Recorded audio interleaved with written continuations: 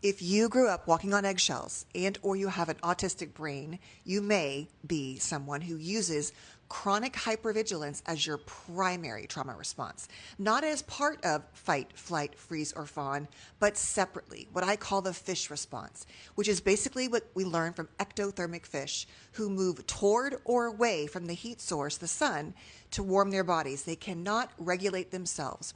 Just like, us as kids, our parents are the sun. They're the source of safety. Parents and the sun is really the caretaker of our environment, of our nervous system. And so we learn to read that first and foremost. That is our primary way of going through the world. Here are the signs.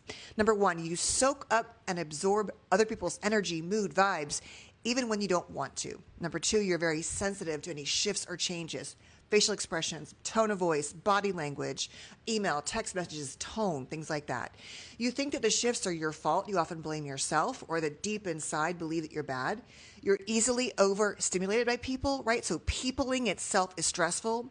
You're probably really good at calling out fake people through sarcasm, passive aggressiveness. Like you're like, I knew they weren't a good friend to your kid.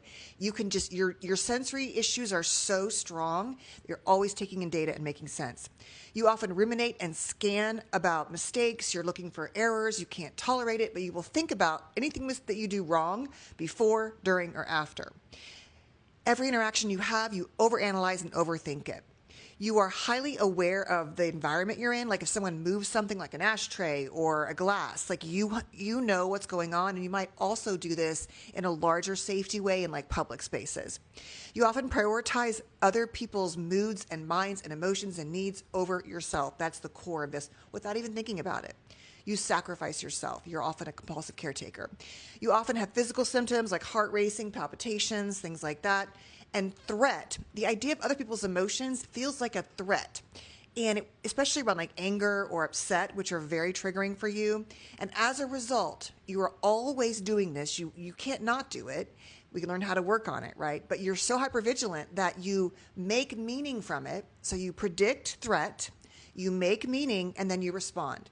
Predicting threat and making meaning, making a story is part of the fish response, right? So we're always looking, do I move toward or away, approach or avoid, which by the way is what most animals do, not fight or flight. They often approach or avoid a threat.